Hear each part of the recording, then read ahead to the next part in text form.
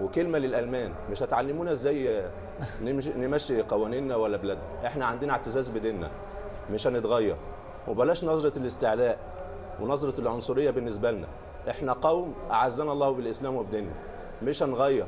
تحط لي ايدك ما تحطليش ايدك، احترم نفسك انت وهو، واحترم قوانين البلد. والوزيره، وزيره الداخليه، انت جاي تحت تتحايلي على قانون البلد، اول واحده منوطه ان هي تلتزم بقانون البلد، تضبط. انا الكلمتين دول كانوا في قلبي فحبيت اقولهم. احنا عندنا اعتزاز بديننا ومش هنتغير، ومش هنتغير. قطر نقلتنا من حته دايما كنا مستضعفين فيها، دلوقتي انتوا اللي بتعترضوا علينا. فوده زي ما بيقول ابن خلدون، المغلوب مولع بتقليد الغالب. احنا كنا فتره من الفترات بنقلدكم، دلوقتي لا. الجيل الصغير وللاباء والامهات، خلي بالكم من ولادكم، خلي بالكم من اجيالكم، خلي بالكم من ولادكم، خلي بالكم من اجيالكم. احنا طالما اعتزلنا بالاسلام وعاداتنا وتقاليدنا هنبقى فوق، هم اللي لازم يبقوا تحت.